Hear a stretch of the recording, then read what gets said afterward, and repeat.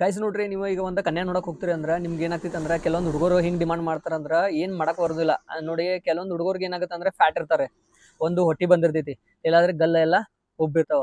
ಆಮೇಲೆ ಅವ ಹುಡುಗ ಏನ್ ಡಿಮಾಂಡ್ ಮಾಡ್ತಾನಂದ್ರೆ ನನಗೆ ಹುಡುಗಿ ಸ್ಲಿಮ್ ಬೇಕು, ಆಮೇಲೆ ಹುಡುಗಿ ಹೈಟ್ ಬೇಕು, ಮತ್ತೆ ನನ್ನ ಲೆವೆಲ್ ಬೇಕು ಅಂತ ಹುಡುಗಿ ನೀವು ಡಿಮಾಂಡ್ ಮಾಡ್ತೀರಿ.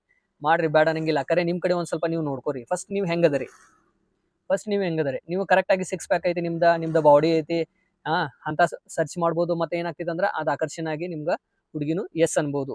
ಆಮೇಲೆ ನೀವ ನೋಡಕ್ ಚಲೋ ಇಲ್ಲ, ನೀವ ನೋಡಕ ಸೈಜ್ ಎಲ್ಲ ಡಿಫ್ರೆಂಟ್ ಆಗೈತೆ ಅಂದ್ರ ನೀವ ಬ್ಯಾರೆದವ್ರ ಕಡೆ ಹತ್ರ ಅಪೇಕ್ಷೆ ಇಡೋದು ಬಹಳ ತಪ್ಪಾಗ್ತೈತಿ. ಮತ್ತೆ ನಿಮ್ದು ಏನಾಗ್ತೈತೆ ಅಂದ್ರೆ ಜಸ್ಟ್ ಟೈಮ್ ಪಾಸ್ ಆಗ್ತೈತಿ, ಮತ್ತೆ ಏಜ್ ಹಾಕೊಂತ ಹೋಗ್ತೈತಿ, ಮತ್ತೆ ಅದ್ರೊಳಗೆ ನಿಮ್ಗ ಸಿಗೋದಿಲ್ಲ, ನಾಮುಮ್ಕಿನ ಐತಿ ಇದ್ರೊಳಗ. ನೀವು ಹಾಗಾಗಿ ನೀವು ಜೀವನ ಸಾಥಿ ಹುಡುಕ್ತಿರದ್ರೆ ನಿಮ್ಗೆ ಪರ್ಫೆಕ್ಟ್ ನಿಮ್ಗೆ ಸಾಥ್ ಕೊಡ್ತಾರಿಲ್ಲ, ನಿಮ್ಗೆ ಹಮ್ಸಫರ್ ಲೈಫ್ ಪಾರ್ಟ್ನರ್ ಅಂತ ಹುಡುಕ್ರಿ.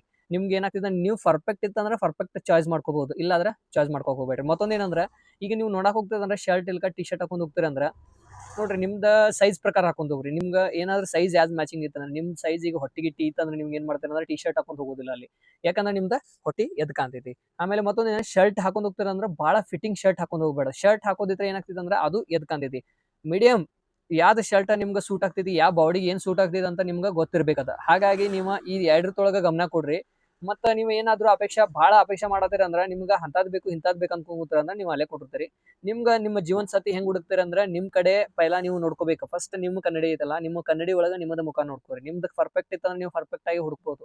ನಿಮ್ದ ಒಂದ್ ಸ್ವಲ್ಪ ಅಲ್ಲೋಳ ಇತ್ತಂದ್ರೆ ಒಂದ್ ಸ್ವಲ್ಪ ಏನ್ ಮಾಡ್ಬೇಕಾದ್ರೆ ನೀವು ಒಂದ್ ಸ್ವಲ್ಪ ಹಿಂಸರ್ದ ಒಂದ್ ಸ್ವಲ್ಪ ಸ್ಟೆಪ್ ತಗೋಬೇಕಾಗ್ತೈತಿ. ಹಾಗಾಗಿ ನಾ ಈ ವಿಡಿಯೋ ಮಾಡಿದೀನಿ. ನೋಡಿದ್ರೆ ಶೇರ್ ಮಾಡಿ, ಸಬ್ಸ್ಕ್ರೈಬ್ ಮಾಡಿ. Thank you.